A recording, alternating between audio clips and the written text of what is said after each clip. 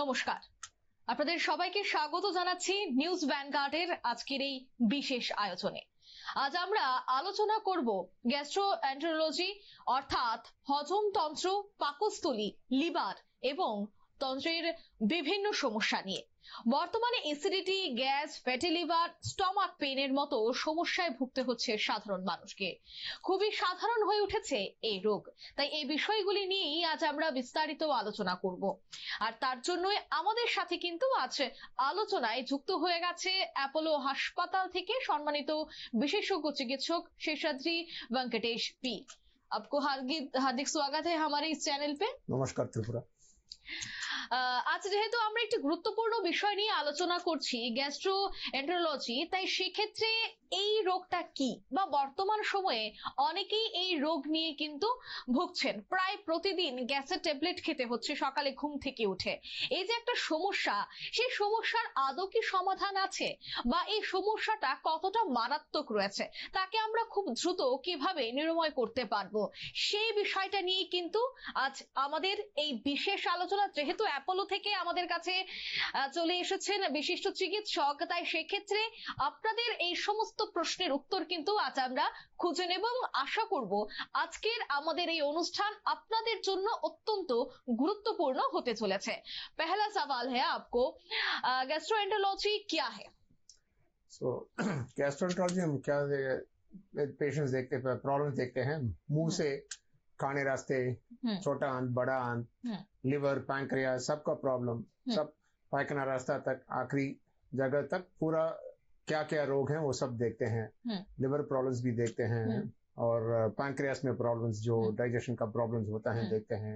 Chronic pancreatitis, ऐसे पेट में ulcer होता है, एसिड रिफ्लक्स का प्रॉब्लम्स होता है और खाने रास्ते में कुछ अटकते हैं, कैंसर, वो सब देखते हैं। ये सब गैस्ट्रोएंटरोलॉजी के ऊपर आ जाता है।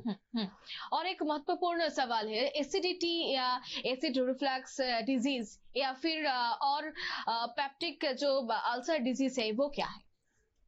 एसिडिटी जो लोग समझते हैं पेट में सिम्टम्स क्या हैं, पेट में जलन होना, दर्द होना और भूख जलन होना, ये सब एसिडिटी और एसिड रिफ्लक्स का सिम्टम्स है। वो क्या वजह से होता है, पेट में, हमारे पेट में साधारण एसिड हो जाता है पेट का डाइजेशन के लिए, वो बहुत इंपॉर्टेंट है। जब कुछ प्रॉब्लम होता है, एसिडिटी ज्यादा हो जाता है, एसिड ज्यादा हो जाता है, नहीं तो वो एसिड से प्रोटेक्ट करने वाला कुछ चीज है अंदर, वो कम हो जाता है। नहीं तो कोई जब हम लेते हैं सिर्फ पेन किलर्स लेने से या स्मोकिंग, अल्कोहल से कुछ गड़बड़ हो जाते हैं अंदर, उसके वजह से ये एसिडिटी हो सकते हैं। जो मोस्ट इम्पोर्टेंट रीजन जो होता है लाइफस्टाइल, समय पर नहीं खाना और बहुत ऑयली डीप फ्राइड फूड खाना, वो सब तरह प्रॉब्लम ज्यादा करते हैं। অর্থাৎ কিন্তু তিনি বলছেন যে ফ্যাটি লিভার একটা বড় কারণ তো অবশ্যই থাকছে, এবং ওনার বক্তব্য অনুযায়ী যে ফাস্ট ফুড, বর্তমান সময় দাঁড়িয়ে লাইফস্টাইলটা আমাদের প্রতিনিয়তই পরিবর্তন হচ্ছে। এখন আর সকালবেলা ঘুম থেকে ওঠা বা এক্সারসাইজ করা বা রানিং করা, এই বিষয়টা কিন্তু এখন আর হচ্ছে না। আর যার জন্য এই লাইফস্টাইল আমাদের জন্য একটা বড় সড়ো বিপদের মুখে কিন্তু টেনে দিচ্ছে। তাই সেক্ষেত্রে ডিপ ফ্রাইড যে কথা তিনি বলছিলেন, অর্থাৎ বাইরে বেরোলে সেখানে ফাস্টফুড খাবার খেয়ে নেওয়া এবং তেলে ভাজা খাবার খেয়ে যে শরীরের বিভিন্ন ক্ষতি করা, বিশেষ করে গ্যাসের সমস্যা হওয়া এবং অ্যাসিড তৈরি হওয়া, এটা কিন্তু একটা মারাত্মক কারণ হতে পারে শরীরের ক্ষেত্রে, এবং শরীর হচ্ছে আমাদের একটা বড় সম্পদ। তাই সেক্ষেত্রে ফাস্টফুড বা লাইফস্টাইল কিন্তু একটা বড় প্রভাব ফেলছে, এবং সে কথাই তিনি জানালেন। और एक सवाल है, फैटी लिवर डिजीज क्यों होता है और इसको हम कैसे इससे भरपाई कर सकते हैं? लिवर तो बॉडी में एक वो store house plus metabolic organ बोलते हैं, जो सब टॉक्सिन्स शरीर में हैं उसको मेटाबॉलाइज करते हैं, जो इम्पोर्टेंट फंक्शंस हैं वो कोलेस्ट्रॉल को कंट्रोल करते हैं, ये सब करते हैं। ये थोड़ा काम है उनका, बहुत सारा काम है।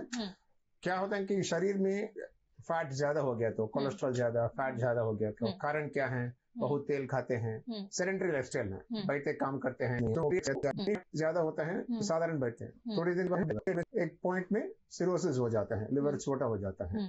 फैटी लिवर का कारण मेनली शरीर कोलेस्ट्रॉल और अदर चीज भी कारण हो जाता है। सो एडिशनली पेशेंट्स को कुछ डायबिटीज हैं, कोलेस्ट्रॉल का प्रॉब्लम्स हैं, हार्ट प्रॉब्लम्स हैं, वो भी फैटी लिवर हो जाता है। ओके, सो वो सबको कंट्रोल करना है, फैटी लिवर कंट्रोल करने के लिए। प्लस लाइफस्टाइल मोस्ट इम्पोर्टेंट, वो अच्छा एक्टिविटी होना चाहिए, फिजिकल एक्टिविटी अच्छा होना चाहिए, और very oily food, fast food कम खाना होगा। सो फैटी लिवर इनिशियली साधारण रहते हैं, पर ऐसे छोड़ेगा तो डैमेज होकर সিরোসিস हो जाता है। অর্থাৎ তিনি বলছেন যে ফ্যাটি লিভার অর্থাৎ তেলাক্ত খাবার খাওয়া, আর তাতেই কিন্তু ফ্যাট জমা হতে থাকে লিভারে, আর তাতেই কিন্তু লিভার সম্পূর্ণভাবে কিন্তু সেখানে নষ্ট হতে শুরু করে। আর এটাই কিন্তু আরো একটা বড় কারণ, আর তাতেই নানা রোগ তৈরি হয়। এবং ডায়াবেটিস যাদের রয়েছে, এছাড়া যারা থাইরয়েডের বা অন্যান্য সমস্যায় যারা রয়েছেন, তাদের ক্ষেত্রে কিন্তু এই বিষয়গুলির উপর আরো নজর রাখা খুবই দরকার। কারণ জীবনধারা পরিবর্তন, জীবন শৈলী পরিবর্তন এই মুহূর্তে বা আজকের দিনে দাঁড়িয়ে খুবই গুরুত্বপূর্ণ কিন্তু হতে চলেছে। और एक सवाल है, लिवर सिरोसिस के लक्षण क्या होता है, सिम्टम्स क्या होता है? ओके, लिवर सिरोसिस पहले इनिशियल स्टेजेस में ज्यादा सिम्टम्स नहीं दिखते हैं, अनलेस पेशेंट्स को कुछ जॉन्डिस बीच बीच में होता है, नहीं होता है। पर जब ज्यादा हो रहे हैं, लोग को पैर में फूल जाता है पानी जमा होने की वजह से, पेट फूल जाता है पानी जमा होने से, जॉन्डिस हो जाता है, पीलिया हो जाता है, और शरीर में ताकत कम हो जाता है, टायर्डनेस, फटीग बोलते हैं, ज्यादा ताकत नहीं हो जाता है। देन धीरे धीरे धीरे ज्यादा होने के से रक्त भूमि, ब्लड वॉमिटिंग होने के चांसेस हैं, काला पैकना, वो अंदर कॉम्प्लिकेशंस की वजह से, नहीं तो वो माइंड का चेंजेस हो सकते हैं। so ये सब सम ऑफ सिम्टम्स हैं लिवर सिरोसिस का। पर समटाइम्स ऐसे ही चेक करने के समय मालूम हो जाते हैं कि লিভার সিরোসিস है, वो अर्ली स्टेजेस में। অর্থাৎ লিভার সিরোসিসের কিন্তু আরো তিনি গুরুত্বপূর্ণ লক্ষণগুলি বললেন, যে পেট ফুলে যাওয়া বা সে জায়গায় কিন্তু আরো বেশ কিছু পা ফুলে যাওয়ার মতো একটা বিষয় তৈরি হতে পারে। তাই সেক্ষেত্রে কিন্তু এই বিষয়গুলির উপর নজর রাখতেই হয়, কারণ মারাত্মক আকার কিন্তু ধারণ করতে পারে। और एक सवाल है, देखा जाता है कि फादर का भी पेट फूला होता है, तो उसका बच्चे का भी पेट फूल जाता है 40 और 50 के एज में, वो जनरेशन वाइज चलता है, वो कैसा होता है? ऐसा पेट फूला रखना बहुत कारण होता है। एक गैस की वजह से हो सकते हैं, वो फूला जैसे लग रहा है इनको, एक फैट के वजह से, एब्डोमेन में फैट ज्यादा है तो वो हो सकते हैं, और पेट में फ्लूइड हो गया तो पानी हो गया तो हो सकते हैं। वो पानी होना सिरोसिस की वजह से वो अलग है। जेनेटिकली वो होना फैमिली में ओबेसिटी, ओवरवेट का टेंडेंसी है तो हो सकते हैं, वो पेट फूला लगना बिकॉज ऑफ द फैट, या डायबिटीज हैं, वो सब रोग हैं तो फैट ज्यादा होकर हो सकते हैं। अक्सर खाने के बाद ये फूला लगना, एसिडिटी का सिम्टम्स जनरली जेनेटिक नहीं बोल सकते हैं। क्या होता है कि फैमिली में एक ही टाइप का फूड होता है, अबनॉर्मल फूड है, टाइमिंग्स ऐसे ही हैं, तो सभी लोग को ऐसे हो सकते हैं। अक्सर लोग बोलते हैं कि मेरे पापा का तो पेट था इसलिए मेरा भी पेट हो गया, मेरा भाई का भी है, वो ऐसे बोलता है कभी। वो प्रॉब्लम से दौड़ने के लिए जो कोई बोल सकते हैं, पर ऐसे नहीं है। कोई वेरी स्मॉल परसेंटेज में ऐसे फैमिली में हो सकते हैं ओबेसिटी हो सकते, but majority reason abnormal lifestyle, sedentary lifestyle, जो नहीं बैठते काम करना, फिजिकल एक्टिविटी नहीं होना, उससे ही ज्यादा हो जाता है। बिकॉज हम ज्यादा खाते रहते हैं, बैठते काम करते हैं, तो वो एनर्जी एक्सपेंडिचर नहीं हो जाता है, वो सब अक्यूमुलेट होता है शरीर में, वो अच्छा नहीं है। तो हम जो फिजिकल एक्टिविटी हमारे काम के साथ कर सकते हैं वो करना होगा। सिंपल, आप ऑफिस में काम कर रहे हैं, बैठते काम है तो लिफ्ट मस्त यूज करो, यूज योर स्टेयरकेस यूज करो, वो फिजिकल एक्टिविटी हो जाता है। ऐसे छोटे छोटे चीज कर सकते हैं। अभी के समय में फार्मेसी में सबसे ज्यादा जो दवाई बिकते हैं वो है गैस की दवाई, और सभी सुबह उठकर ही एक दवाई गैस का हो जाता है, तो वो कितना हानिकारक होता है? वो गैस के लिए वो जो मेडिसिन देते हैं, प्रोटॉन पंप इनहिबिटर्स बोलते हैं, ओमेप्राजोल, एसोमेप्राजोल, लांसोप्राजोल, रापिप्राजोल, इतना ज्यादा है। और इसका नेक्स्ट जनरेशन भी आ गया, पी कैप्स बोलते हैं। तो ये क्या है कि अच्छा एसिड लेवल प्रोडक्शन को कम करते हैं, सिम्टम रिलीफ देते हैं। ये जितना दिन के लिए लेना है, वो लिमिटेड ड्यूरेशन है, इतना दिन के लिए लेना है तो इतना दिन के लिए लेना है, उसके बाद कम करते बंद करना होगा। हमेशा लेना इतना अच्छा नहीं है, क्योंकि अदर प्रॉब्लम्स आ सकते हैं। ठीक है, क्यों पेशेंट्स कंटिन्यूसली लेते हैं? बहुत दिन लेने से इनको रिलीफ मिलते हैं, सोचते हैं कि अच्छा है हम, और कंटिन्यूसली लेते रहते हैं। जब बहुत दिन लेकर और 3-4 महीने ले लिया तो सडनली बंद करते हैं तो उनका रीबाउंड सिम्टम्स आता है। सडनली एसिड का सेक्रेशन ज्यादा होकर इनको सिम्टम्स ज्यादा होते हैं, फिर से लेना शुरू करते हैं और आसान से मिलते हैं फार्मेसी में, ओवर द काउंटर मिलते हैं, सो वो कंटिन्यू करते हैं। सो वो सही नहीं है। डॉक्टर जितना दिन के लिए बोलते हैं उतना दिन ही लेना है। बहुत दिन ले लिया तो धीरे धीरे कम करना है। कोई लोग तो 20 साल ले रहे हैं, हम पेशेंट्स आए थे 20 साल ले रहे हैं, उनको सडनली बंद करेगा तो मुश्किल होगा, रिबाउंड सिम्टम्स आएगा। क्या हम करते हैं, वो डोज कम करते हैं, एक दिन छोड़े एक दिन, ऑल्टरनेटिव दिन लेना है, उसके बाद उसका आधा डोज करते लेना है, देन ऑल्टरनेटिव मेडिसिन लेकर बंद करते हैं। सो लॉन्ग ड्यूरेशन नहीं लेना है, स्पेशली सर्टेन मेडिसिन वो कॉम्बिनेशन में आते हैं, आईटी बोलते हैं, सम प्रोकाइनेटिक्स बोलते हैं उसका कॉम्बिनेशन, उस सेकेंडरी एडिशनल मेडिसिन का इफेक्ट्स भी, साइड इफेक्ट्स हो जाता है। सो वो सब भी केयरफुल होना चाहिए। सो अपने आप नहीं लेना है, जो डॉक्टर जितना दिन बोलते हैं उतना दिन लेना है। कैसे बंद कर सकते हैं? लाइफस्टाइल मॉडिफाई करने से आधा डिजीज कम हो जाएगा, वही मेन है। सो एक साइड में ये मेडिसिन लेते, दूसरा साइड में तेल और फैटी फूड और फास्ट फूड लेने में फायदा नहीं है। ये एडजस्ट करेगा तो ये सही हो जाएगा, क्योंकि दोनों करेगा तो आग में तेल और पानी डालने जैसे ইউজ নেই। অর্থাৎ তিনি কিন্তু বলছেন যে সকালে ঘুম থেকে উঠেই খালি পেটে একটা গ্যাসের ওষুধ খেয়ে নেওয়া সেটা কিন্তু সমাধান নয়, এবং যারাই খাচ্ছেন তারা একটা দীর্ঘ সময় ধরে খাচ্ছেন, সেটা না করে চিকিৎসকের পরামর্শ নিয়ে সাময়িক সময়ের জন্য সেটা ব্যবহার করা, তারপর সেটাকে পরিমাণ অনুযায়ী কমিয়ে নিয়ে আসা এবং লাইফস্টাইলকে পরিবর্তন করা, তার মধ্য দিয়ে কিন্তু এই ধরনের যে অভ্যাস তার পরিবর্তন হয়। অনেক ক্ষেত্রে কিন্তু গ্যাসের ওষুধটাও একটা অভ্যাসে পরিণত হয়ে যায়। তাই এই বিষয়গুলিকে কমাতেও কিন্তু চিকিৎসকের পরামর্শ, ডক্টর কা সালাহ भी ইম্পর্টেন্ট है। চিকিৎসকের পরামর্শটাও কিন্তু খুবই গুরুত্বপূর্ণ বলেই তিনি জানাচ্ছেন। এছাড়া যারা বাড়িতে বসে কাজ করেন বা অফিসে বসে কাজ করেন তাদের ক্ষেত্রেও কিন্তু লাইফস্টাইল পরিবর্তন করা খুবই দরকার বলে তিনি জানালেন। और एक सवाल है, मल में खून क्यों आता है, उसका कारण क्या है? ओके, सो मल में खून आने दो टाइप में होते हैं। फ्रेश ब्लड, लाल ब्लड दिखते हैं वो हो सकते हैं, नहीं तो काला पैखाना होना। काला पैखाना मतलब अंदर स्मॉल इंटेस्टाइन या स्टमक से ऊपर से आ रहा है, वो चेंज होकर काला कलर हो जाता है। ठीक है, सो ये फ्रेश ब्लड हम देखते हैं तो नीचे से बड़ा अंत, कोलन बोलते हैं, वहां से आते हैं। सो इधर नीचे से देखेंगे तो पाइल्स की वजह से हो सकते हैं, फिशर बोलते हैं उसकी वजह से हो सकते हैं, नहीं तो पॉलिप्स बोलते हैं। पॉलिप मतलब एक्स्ट्रा ग्रोथ है कोलन में, वो छोटा से बड़ा होकर ही ट्यूमर हो जाता है। तो समटाइम्स उससे ब्लीडिंग होकर ब्लड आ सकते हैं, नहीं तो ब्लड का कोलन में कैंसर है तो ब्लड आ सकते हैं। सो फ्रेश ब्लड आ रहे हैं तो उसको छोड़ना नहीं, सब पाइल्स सोचते छोड़ना नहीं, अंदर कुछ अलग बात नहीं है, देखना होगा। अगर काला पैखाना हो रहे हैं तो इसका मतलब है कि ऊपर से खून आ रहा है, स्मॉल इंटेस्टाइन से और स्टमक से या कोलन के राइट साइड से बोलते हैं।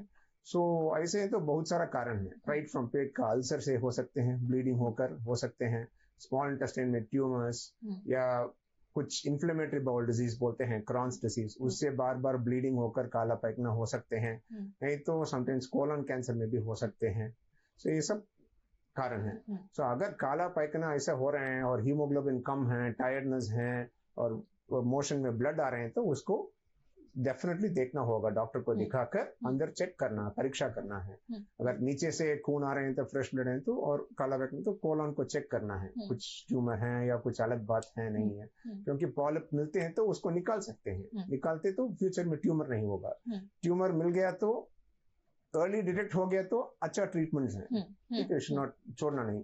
ऐसे काला पैखाना हो रहे हैं तो उसका भी तरह इन्वेस्टिगेशन करना है, कहाँ से ब्लड लॉस हो रहा है, वो स्टमक अल्सर, कैंसर सब कुछ से काला पैखाना हो सकते हैं। तो पूरा एंडोस्कोपी, जो अप्रोप्रिएट स्कोपीज है, एंडोस्कोपी या कोलोनोस्कोपी या एंट्रोस्कोपी बोलते हैं, सीटी स्कैन, वो सब करना होगा, जो एक केस को डिसाइड करना होगा, जिसको जो करना है, पर छोड़ना नहीं है।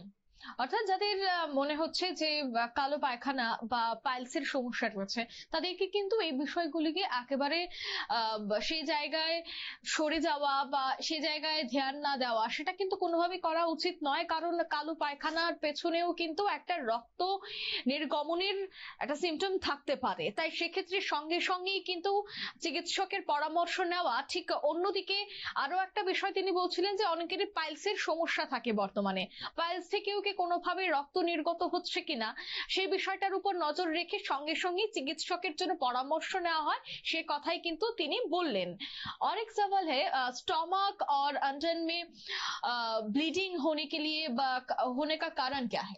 ओके, स्टमक से ब्लीडिंग है तो कॉमन कॉजेज होता है, ज्यादा पेन किलर्स खाते हैं, अल्सर हो जाते हैं, तो पेट में अल्सर या इंटेस्टाइन का फर्स्ट पोर्शन बोलते हैं डियोडनम, उसमें अल्सर घाव हो गया तो वो बड़ा होकर वो उससे ब्लीडिंग हो सकते हैं। उसका सिम्टम्स क्या है? कोई लोग को रक्त भूमि ब्लड वॉमिटिंग हो सकती है, नहीं तो कालो पायखाना हो सकते हैं। सो वो एक कारण है। सेकंड कारण कुछ लिवर में सिरोसिस हो गया तो क्या होता है, खाने के रास्ते में स्टमक में नस बड़ा हो जाता है, ऑल्टरनेट चैनल्स होकर वो फटा होकर सडनली ब्लीडिंग हो सकते हैं, वायरसेस बोलते हैं। तो उसके लिए इमरजेंसी एंडोस्कोपी करते, बैंडिंग और जो करना होगा। थर्ड रीजन हो सकते हैं स्टमक में कुछ कैंसर है तो ब्लीडिंग हो सकते हैं, उस कैंसर से ब्लीडिंग हो सकते हैं। और फोर्थ इंपॉर्टेंट रीजन, कोई लोग ज्यादा दिन से पेन किलर्स लेते हैं, आइबुप्रोफेन, डाइक्लोफेनाक अपने आप ले रहे हैं तो समटाइम्स अल्सर होकर वहां से ब्लीडिंग हो सकते हैं। ये सब कॉमन रीजन है। वो अल्सर पहले तो 30 या 25, 26 में देखा जाता था, अब बच्चे में भी अल्सर हो सकता है? बच्चे में अल्सर हो सकते हैं, पर कॉमनली जो अडल्ट में रीजन हो सकते हैं वो उसके अलावा और रीजंस भी हो सकते हैं। सो हम बोलते हैं कि कंजेनिटल सिंड्रोम, ज़ोलिंगर-एल्सन सिंड्रोम बोलते हैं, जिस कारण से ज्यादा एसिड प्रोडक्शन हो जाता है, उसके वजह से हो सकते हैं। वो सब इन्वेस्टिगेट करना होगा, नहीं तो कुछ और कारण की वजह से पेन किलर ज्यादा खा रहे हैं बच्चा हो सकते हैं। अभी तो बच्चों में लाइफस्टाइल भी अलग हो रहा है, सो उसके वजह से भी जो अडल्ट में देख रहे हैं अभी चिल्ड्रन में भी देख सकते हैं, क्योंकि ज्यादा फास्ट फूड खाना, इरेगुलर फूड होना, वो सब हो रहा है। अनफॉर्चुनेटली अभी छोटा बच्चों भी स्मोकिंग शुरू कर रहा है, वो अच्छा बात नहीं है, वो भी रिस्क फैक्टर हो जाता है। सो पेरेंट्स केयरफुल होना चाहिए। और गोल ब्लैडर स्टोन बहुत ही इंपॉर्टेंट है, और हमारे जो दर्शक है वो भी जानना चाहते हैं गोल ब्लैडर स्टोन आज के समय में इतना क्यों होता है और इसके पीछे कारण क्या है और उपचारिता भी क्या है? ओके, सो गॉल ब्लैडर स्टोन, वो पित्त का, गॉल ब्लैडर का फंक्शन क्या है? लिवर से जो पित्त आते हैं डाइजेशन के लिए वो स्टोरेज करते हैं, और जब हम खाते हैं डाइजेशन के लिए वो रिलीज करते हैं। ठीक है, सो जब कब स्टोन फॉर्म होता है, बहुत देर वो पित्त का नली में, पित्त में, वो गॉल ब्लैडर में वो बाइल पित्त स्टोर हो जाता है। गॉल ब्लैडर अच्छा काम नहीं कर रहे हैं तो क्या होता है, पित्त बहुत स्टेसिस हो जाता है। अगर हम पानी में नमक डालते जाएगा तो एक पॉइंट में नमक रह जाएगा ना, ऐसे ही उसमें ही स्टोन फॉर्म हो जाता है। ठीक है, सो एक कारण पित्त सही से नहीं काम करना, वो एक कारण है। क्यों नहीं काम करते हैं? बहुत कारण एज की वजह से हो सकते हैं, विमेन में कुछ हार्मोनल चेंजेस होने से हो सकते हैं, प्रेगनेंसी के समय बहुत कॉमन है क्योंकि वो पित्त का फंक्शनिंग कम हो जाता है, और डायबिटीज होगा तो वो पित्त का फंक्शनिंग और गॉल ब्लैडर का फंक्शनिंग कम हो जाता है। सो वो सब टेंडेंसी है गॉल ब्लैडर स्टोन का। और कोई लोग को ब्लड में डिसऑर्डर्स हो जाते हैं, ब्लड डैमेज, हीमोलाइसिस बोलते हैं, हीमोलाइटिक एनीमिया, उनमें से पित्त का प्रोडक्शन ज्यादा हो जाता है, वो बिलिरुबिन का प्रोडक्शन ज्यादा होता है, उनको स्टोन का टेंडेंसी है। इससे अलावा समटाइम्स कुछ रीजन नहीं मिलते हैं, बट स्टिल इनका काम कम हो जाता है, उसके वजह से हो सकते हैं। और बाइल का कैरेक्टरिस्टिक्स भी होता है, उसके वजह से भी हो सकते हैं। वेरी इंपॉर्टेंट, बहुत स्पेशली इस साइड में north east plus gangetic belt बोलते हैं, उत्तर प्रदेश, बिहार, वो गैंजेटिक बेल्ट और नॉर्थ ईस्ट में गॉल ब्लैडर स्टोन का इंसिडेंस बहुत ज्यादा है। Addition to that gall bladder cancer का इंसिडेंस भी ज्यादा है। हाँ, वही मैं आती हूँ, गोल ब्लैडर कैंसर। एग्जैक्टली, क्यों? वन रीजन इज बहुत दिन का स्टोन अंदर रहते हैं तो वो इरिटेंट होता है गॉल ब्लैडर के लिए, वो ही कैंसर का एक रीजन है। सो सिम्टम कोई लोग जस्ट हम अल्ट्रासाउंड देखने के समय कुछ सिम्टम नहीं होगा पर गाल ब्लैडर में स्टोन दिखते हैं। सो उनमें से हम चूज करना है कि सपोज फैमिली में किसी को गाल ब्लैडर में प्रॉब्लम है, स्टोन है, कैंसर हुआ था, तो डेफिनेटली इनको सिम्टम आने के पहले ही करना होगा। कोई लोग को ऐसे बेल्ट में नहीं है तो स्मॉल प्रोपोर्शन में फॉलो अप कर सकते हैं, पर उनको कभी भी कॉम्प्लिकेशंस होने के चांस है, केयरफुल होना चाहिए, क्योंकि समटाइम्स गाल ब्लैडर से पित्त का नली में आकर ब्लॉक हो गया तो कोलांजाइटिस बोलते हैं वो, और या पैंक्रियास में ब्लॉक करेगा तो पैंक्रियाटाइटिस हो जाता है, कॉम्प्लिकेशन ज्यादा हो जाता है, वो किसी को कब होगा मालूम नहीं है। So it is always a plus और minus, waiting and watching. Gallbladder stone क्या सभी गोलब्लैडर कैंसर के रूप धारण करते हैं? समझ नहीं। गोलब्लैडर स्टोन आखिर में गोलब्लैडर कैंसर में आ जाता है? नॉट ऑलवेज, सब समय नहीं है। सो इसके लिए टेंडेंसी, जिस आदमी को वो कैंसर का टेंडेंसी भी है, ये एडिशनली उसका टेंडेंसी ज्यादा कर जाता है। कितना परसेंट होता है? सी हम you see around 100 gallbladder stones, probably around 5 to 10% may go for cancer formation. Especially suppose कोई आदमी साउथ में है तो सदर्न इंडिया और वेस्टर्न इंडिया में चांसेस कम है, पर नॉर्थ ईस्टर्न इंडिया, ये गैंजेटिक बेल्ट है ना, वहाँ टेंडेंसी ज्यादा है। सो जिस पेशेंट को विदाउट सिम्टम गाल स्टोन साउथ में देखते हैं और नॉर्थ ईस्ट में देखते हैं, यहाँ तो एक्सपीडिएट करना होगा सर्जरी को, क्योंकि chances of cancer is higher. So area depend करते हैं। मे बी साउथ में हम 100 पेशेंट देखते हैं तो probably only 1 or 2 patients might get cancer, here it is other way around. तो हमारे त्रिपुरा से तो बहुत जाते हैं अपोलो में ट्रीटमेंट करने के लिए, तो हमारे त्रिपुरा नहीं हर राज्य से जाते हैं ट्रीटमेंट करने के लिए, तो क्या फैसिलिटीज है इसमें? हमारा गैस्ट्रोएंटरोलॉजी डिपार्टमेंट में हम सब तरह का एंडोस्कोपी है, वी डू अपर एंडोस्कोपी करते हैं, कोलोनोस्कोपी ये कॉमन है, प्लस स्मॉल इंटेस्टाइन देखने का एंडोस्कोपी, सिंगल बलून एंडोस्कोपी बोलते हैं, क्योंकि दोनों को बीच में स्मॉल इंटेस्टाइन है, बहुत लंबा जगह है, उसको देखने के लिए वो, प्लस कैप्सूल एंडोस्कोपी बोलते हैं, एक कैप्सूल स्वॉलो करते पूरा वो वीडियो लेकर चलते हैं एंडोस्कोप वो।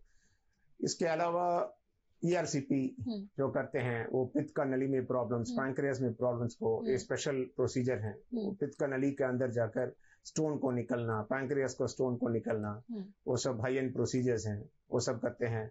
पित्त का नली और पैंक्रियास में कैंसर्स हैं तो उसमें ट्रीटमेंट के लिए स्टेंट डालते हैं, वो उसके लिए, प्लस ज्यादा ब्लीडिंग हो गया तो इमरजेंसी ब्लीडिंग से आते हैं तो एडवांस प्रोसीजर्स हैं ब्लीडिंग बंद करने के लिए, क्लिप डालना या ब्लीडिंग को कंट्रोल करना, वो भी हम करते हैं। प्लस एंडोस्कोपिक अल्ट्रासाउंड बोलते एक फीचर है, उसमें एंडोस्कोप में अल्ट्रासाउंड का प्रोब होगा, अंदर जाकर वो हम पैंक्रिया सब देख सकते हैं स्टमक से ही।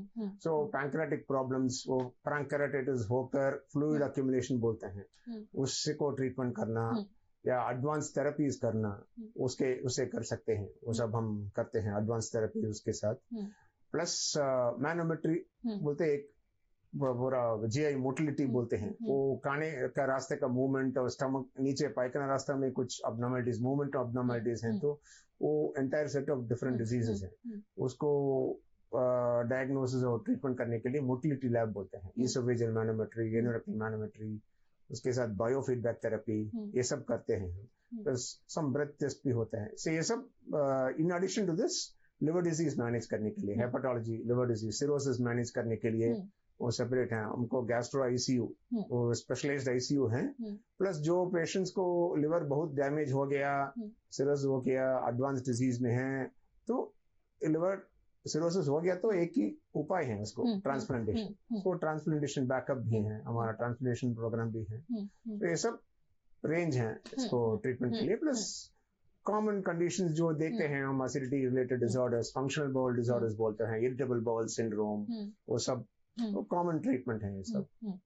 और एक IBS जो अभी भी सबको नहीं पता, अवेयरनेस नहीं है अभी भी IBS, तो ये IBS क्या होता है और उसका लक्षण भी क्या होता है? ठीक है, सो IBS का मतलब इरिटेबल बाउल सिंड्रोम। सो इसका मतलब है क्यों इरिटेबल बोलते हैं, सो अगर हम बोलते हैं हमको ऐसे करेगा तो ओके नहीं है, तो एक और आदमी को ऐसे ही करेगा तो ऐसे करेगा। सो सेंसिटिविटी अलग हो जाता है एक आदमी से एक, ऐसे ही हमारा अंदर इंटेस्टाइन का सेंसिटिविटी अलग हो जाता है। सो नॉर्मल स्टिमुलस से और थोड़ा स्मॉल अबनॉर्मल स्टिमुलस से उनका पेन आ जाता है, वो इरिटेबल बाउल सिंड्रोम है। सो पेन एसोसिएटेड विथ इधर अदर सिम्टम्स, इधर कॉन्स्टिपेशन हो सकते हैं, नहीं तो लूज मोशंस हो सकते हैं। सो ये इरिटेबल बाउल सिंड्रोम तो वो उस बाउल का सेंसिटिविटी के वजह से, अबनॉर्मल सेंसिटिविटी की वजह से हो सकते हैं। ये अभी मोर देन हम क्या बोलते हैं, disorders of gut brain axis, brain और इंटेस्टाइन को कनेक्शन हो जाता है, वो अलग नहीं है। ब्रेन इंटेस्टाइन को कंट्रोल करते हैं और इंटेस्टाइन का इम्पल्सेस को ब्रेन भी हो जाता है। सो उसको अबनॉर्मलिटी की वजह से भी हो सकते हैं अबनॉर्मल सेंसिटिविटी। सो ये कॉमन सिम्टम क्या है, कोई लोग को पेट में दर्द होकर लूज मोशन होना, पायखाना जाने के बाद दर्द कम हो जाता है, वो वेरी कॉमन सिम्टम है। प्लस अदर सिम्टम्स जो हैं, खाने के बाद फुला लगना, टाइटनेस होना, गैशियस लगना, वो सब some other symptoms हैं। और एक सवाल तो रहता ही है कि कुछ लोगों को ऐसा भी तकलीफ होता है कि खाने के बाद पेट दर्द हो जाता है और 2 दिन 3 दिन वो बाथरूम भी नहीं जाता, पायखाना भी नहीं होता, तो वो भी एक गैस का प्रॉब्लम होता है। डेफिनेटली खाने के बाद जो पेट में दर्द होते हैं, बहुत सारे कारण हो सकते हैं। स्टमक में अल्सर है तो हो सकते हैं, पित्त का नली में स्टोन है या पित्त में स्टोन है तो हो सकते हैं, पैंक्रियास में प्रॉब्लम है तो हो सकते हैं। सो खाने के बाद तुरंत पेन है तो स्टमक अल्सर की वजह से हो सकते हैं। थोड़ी 1-2 घंटे के बाद आ रहे हैं, धीरे धीरे ज्यादा होकर पेन हो रहे हैं तो पित्त का नली या पैंक्रियास में हो सकते हैं। सो ये डिपेंड करते हैं कई क्या टाइप का पेन है। सो पायखाना 2-3 दिन नहीं होना कॉन्स्टिपेशन का कारण बहुत सारा हो जाता है। सो अगर एक एल्डरली पेशेंट आ रहा है, 60 इयर्स का पेशेंट आ रहा है, 2-3 महीने से पायखाना ठीक नहीं हो रहे हैं, 3 दिन में एक बार हो रहे हैं, तो उनको हम जरूर देखना होगा। कुछ ब्लॉक हैं, कुछ अंदर रास्ते में कुछ ब्लॉक हैं, ट्यूमर हैं, रूल आउट करना होगा। अगर ट्यूमर नहीं है, रूल आउट कर दिया तो अदर कॉजेस भी देखना होगा। डायबिटीज है तो कोलन स्लो हो जाता है, उसके वजह से कॉन्स्टिपेशन होता है। थायराइड प्रॉब्लम है तो कोलन स्लो हो जाता है, इसका वजह से कॉन्स्टिपेशन एक इम्पॉर्टेंट सिम्टम है। प्लस बिना कारण कोलन स्लो हो सकते हैं, कॉन्स्टिपेशन उसके वजह से हो सकते हैं। पर वो सब बोलने के पहले हम डेफिनेट होना चाहिए कि अंदर कुछ ट्यूमर ब्लॉक नहीं है, ठीक है। অর্থাৎ পরীক্ষা নিরীক্ষাটা কিন্তু করতে হবে, যে কোনো যদি কোনো ধরনের কোনো সিমটমস দেখা দেয় তবে সেক্ষেত্রে সঙ্গে সঙ্গে পরীক্ষা নিরীক্ষা করা, কারণ পরীক্ষা নিরীক্ষা না করলে কোনোভাবে বোঝা সম্ভব নয় যে আদৌ কি সমস্যাটা হয়েছে শরীরের মধ্যে বা কোন জায়গায় রয়েছে মূল সমস্যা। তাই সেক্ষেত্রে সেই জায়গায় পরীক্ষা নিরীক্ষা করে অবশ্যই চিকিৎসকের পরামর্শটা নেওয়া খুবই গুরুত্বপূর্ণ বলেই কিন্তু তিনি জানাচ্ছেন। অনেক ক্ষেত্রেই এই ধরনের সমস্যা হয়ে থাকে যে খেলেই পেট ব্যথা শুরু হয়ে যায়, বা অনেক ক্ষেত্রে দেখা যায় যে বাথরুমে গেলেই সেখানে পালসের সমস্যা, সেখানে রক্তক্ষরণ হতে থাকে। এই বিষয়গুলিকে কিন্তু কোনোভাবে লাইটলি না নিয়ে চিকিৎসকের পরামর্শ নেওয়াটা খুবই গুরুত্বপূর্ণ বলে তিনি জানাচ্ছেন। আমরা একেবারে শেষের দিকে রয়েছে, তো শেষের দিকে একটা প্রশ্ন তো অবশ্যই করতে হয় যে आप एक एक्सपीरियंस हमारे साथ शेयर करें कि अब तो हर दिन पेशेंट को देखते हो, तो एकदम क्रिटिकल से अब सही है वैसा एक एग्जांपल आप शेयर करें तो। ऑफ एंड बोलना बहुत मुश्किल है, पर कोई लोग सीवियर ब्लीडिंग के जिसमें हमको अच्छा रिजल्ट मिलते हैं, ब्लीडिंग के साथ आते हैं, ब्लड वॉमिटिंग से आते हैं, अंदर अल्सर देखते हैं और क्लिप करते हैं, ठीक हो जाते हैं कंप्लीटली। कोई लोग आ गया कि बहुत ब्लीडिंग, कोलन से ब्लीडिंग से आया था, अर्ली ट्यूमर मालूम हुआ, सर्जरी किया, ठीक हो गया।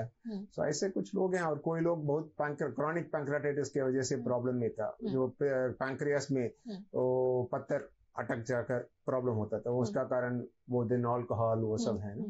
सो उनको ट्रीटमेंट वो पित्त करना है, वो पैंक्रियास से स्टोन निकालने से, ERCP एंडोस्कोपी प्रोसीजर करते निकालने से वो बहुत लोग अच्छा है। ऐसे ही पित्त का नली में अटकते प्रॉब्लम बहुत लोग आते हैं। समटाइम्स वो पित्त का नली में अटक हो गया तो फीवर, इन्फेक्शन सीवियर होकर वो बहुत सीवियर इन्फेक्शन से आते हैं। उस समय इमीडिएटली हम करते, उस पस को निकालते, स्टोन को निकालते, पेशेंट अगला दिन ही अच्छा हो जाता है। तो ऐसे हुआ है और बहुत सारे हैं, बोलना मुश्किल है, पर ये सब हमको अच्छा हो जाते हैं, तुरंत हमको रिजल्ट दिखते हैं। जो पेशेंट बहुत सिक्का या आईसीयू में था, अगला दिन तो ওয়ার্ড में चल जाएगा अच्छा होकर। অর্থাৎ পরিকাঠামোর উন্নয়ন থাকলে আর সেই জায়গায় যদি বিশেষজ্ঞ চিকিৎসক থাকে তবে কিন্তু রোগ নিরাময় করা বা সুস্থ হওয়া সেটা কিন্তু খুব তাড়াতাড়ি হয়ে যায় এবং সেক্ষেত্রে অ্যাপোলো হাসপাতালও কিন্তু তার মধ্যেই একটি, যেখানে খুব তাড়াতাড়ি দ্রুত চিকিৎসা, অন্যদিকে বিশেষজ্ঞ চিকিৎসকদের দ্বারা সেখানে ট্রিটমেন্ট হয়। আর সেই ট্রিটমেন্টটি কিন্তু এমন অনেক উদাহরণ রয়েছে যেখানে অনেক পেশেন্টরা যারা মানসিক দিক থেকে অন্তত ভেবে নিয়েছিলেন যে তারা কখনোই ঠিক হবেন না, তারাও কিন্তু ঠিক হয়েছেন, সেই কথাই তিনি শেয়ার করলেন। और एक आखिरी सवाल, हमारे राज्य से बहुत ही ऐसे पेशेंट है जो आपके अपोलो में जाते हैं, सरकारी अस्पताल में समय बहुत लगता है ट्रीटमेंट में, तो आपके अस्पताल में ट्रीटमेंट कितना फास्ट होता है और फैसिलिटीज क्या है, क्या बोलना चाहेंगे, क्या मैसेज रहेगा नॉर्थ ईस्ट और त्रिपुरा के लिए अपोलो से? डिपेंड करते हैं, वो स्ट्रेट फॉरवर्ड प्रॉब्लम्स हैं तो यंग आदमी हैं तो क्विकली हम सब 1-2 दिन में कर सकते हैं, पर इट डिपेंड्स। सम कोई कॉम्प्लिकेटेड एल्डरली पेशेंट आते हैं, कुछ complicated multiple heart problem issues हैं, तो जो करना है वो मल्टी डिसिप्लिनरी अप्रोच से करना होगा। कार्डियोलॉजिस्ट देखना है, वो सब देखना है, सब कर सकते हैं। कॉमनली जो होते हैं 2-3-4 दिन में वो कॉमन डिसीजेस को, जो कॉमन सिम्टम्स इरिटेबल बाउल से आते हैं, एसिड डिसीज के आते हैं, छोटा समय लगता है, पर वो बड़ा बड़ा प्रॉब्लम्स है तो समय थोड़ा ज्यादा हो जाते हैं। डायग्नोसिस जल्दी हो जाते हैं, उसके बाद ट्रीटमेंट तो समय लगते हैं, वो एक डिपेंड करते हैं एक एक डिजीज क्या है। वो क्रॉन्स डिजीज ऐसे इन्फ्लेमेटरी बाउल डिजीज है तो लाइफ लॉन्ग ट्रीटमेंट लेना होगा। डायग्नोसिस समटाइम्स समय लगते हैं, ऐसे नहीं है तो सभी को इमीडिएटली आते हैं डायग्नोसिस मिलते हैं, ऐसे नहीं है, समय लगता है, कोई रोग को समय लगता है, वो बोलना मुश्किल है, पर आज जितना जल्दी हो सकते हैं करना हम भी कोशिश करते हैं, क्योंकि बाहर से आते हैं, लिमिटेड रिसोर्सेज हैं, उनको भी बाहर रोकते हैं, बहुत मुश्किल है, जितना जल्दी हम कर सकते हैं, पर बियॉन्ड दैट सम डिजीज तो मुश्किल हो जाता है। It is like digging a well, हमको पानी चाहिए तो जितना दूर जाना है जाना ही है, सो ऐसे ही है, ठीक है। पर बिफोर फिनिशिंग हम क्या बोलना चाहते हैं तो लाइफस्टाइल वेरी इंपॉर्टेंट है। स्मोकिंग अवॉइड करना है, तंबाकू यूज बहुत ज्यादा है इस साइड में, that you have to avoid. Oral cancers, alcohol avoid करना है, क्योंकि थोड़ा थोड़ा लेकर सिरोसिस करते हैं, कैंसर आ जाता है। अच्छा लाइफस्टाइल होना चाहिए और गुड एक्सरसाइजेस होना चाहिए। सो नाउ एंड देन ऐसे वैसे फास्ट फूड खाना इट इज ओके, पर जब वो रेगुलर फूड हो जाता है और घर का खाना रेयर हो जाता है, दैट इज व्हेन वो प्रॉब्लम शुरू हो जाते हैं। सो अच्छा एक्सरसाइजेस कीजिए, वो अच्छा हेल्थी फूड खाओ। Normal Indian food is healthy food, but तेल कम खाना है, बहुत तेल खाएगा तो काम कम करते तो प्रॉब्लम्स डेफिनेटली आ जाता है। हम यहाँ देखा है लास्ट अराउंड 1 साल से आ रहा है, यहाँ का फूड में बहुत तेल है, तेल कम करना है। बेंगोलीज थोड़ा तेल बहुत खाते हैं। तेल कम करेगा तो मोस्ट ऑफ द डिजीजेस कम हो जाएगा। इसका मतलब नहीं है तो कि तेल अच्छा नहीं है, जो तेल चाहिए, शरीर को तेल चाहिए, ओवरलोडेड, ज्यादा ओवरलोड आ गया तो प्रॉब्लम हो जाता है। सब बैलेंस्ड होना चाहिए। हेल्थी लाइफस्टाइल है तो आधा समय तो मेडिसिन का जरूरत कम हो जाता है। जो मेडिसिन जितना दिन डॉक्टर बोलते हैं उतना दिन लेना है। सो एसिड का मेडिसिन, डायबिटीज, बीपी का मेडिसिन जैसे नहीं है, जितना ड्यूरेशन के लिए लेना उतना ड्यूरेशन के लिए लेना है, उसके बाद नहीं लेना। অর্থাৎ তিনি কিন্তু বললেন যে লাইফস্টাইল একেবারে গুরুত্বপূর্ণ, আর লাইফস্টাইল যতদিন না পর্যন্ত ঠিক হয় ততদিন নানা রোগে আক্রান্ত হতে হবে। আর লাইফস্টাইলটাকে যদি ঠিক করা যায়, সময় মতো এক্সারসাইজ যেমন রয়েছে, যোগা যেমন রয়েছে, জিম, এছাড়া প্রাণায়াম সহ আরো বেশ কিছু এক্সারসাইজ থেকেই যায়, তাই সেক্ষেত্রে এই বিষয়গুলির উপর যদি নিজেকে অন্তত 1 ঘন্টা কি 2 ঘন্টা দেওয়া যায়, তবে কিন্তু সেক্ষেত্রে নিজের শরীরকে অন্তত সুস্থ রাখা যায়, এবং শরীর যেহেতু আসল সম্পদ, তাই সেক্ষেত্রে সেটাকে তো বাঁচাতেই হবে। অন্যদিকে অ্যাপোলো হাসপাতালে কিন্তু পরিকাঠামোর দিক থেকে অনেকটা উন্নত রয়েছে, তাই যারাই ভাবছেন আমাদের আজকের এই অনুষ্ঠান দেখে যে একবার ট্রিটমেন্ট করাবেন, তারা কিন্তু নিঃসন্দেহে যেতে পারেন অ্যাপোলোতে এবং সেখানে গিয়ে ট্রিটমেন্ট করাতে পারেন এবং তাদের যে সিস্টেমগুলি রয়েছে রোগ অনুযায়ী সেই টাইম ডিউরেশনে তারা চিকিৎসা করাচ্ছেন, কারণ সময় সাপেক্ষ চিকিৎসাটাও খুবই গুরুত্বপূর্ণ এবং সেই বিষয়টার উপরে কিন্তু তারা নজর রাখছেন এবং আমরা আশা রাখছি আজকের আমাদের এই অনুষ্ঠানটা আপনাদের জন্য অত্যন্ত গুরুত্বপূর্ণ হয়েছে। এবং আমি ধন্যবাদ জানাবো আমার এখানে উপস্থিত অ্যাপোলো থেকে আসা চিকিৎসককে। ধন্যবাদ है आपको हमारे शो पे आने के लिए। ধন্যবাদ ত্রিপুরা। হ্যাঁ, এবং আজকের এই অনুষ্ঠানটি আমরা এখানে শেষ করছি। সুস্থ থাকবেন, ভালো থাকবেন এবং দেখতে থাকবেন নিউজ ভ্যানগার্ড।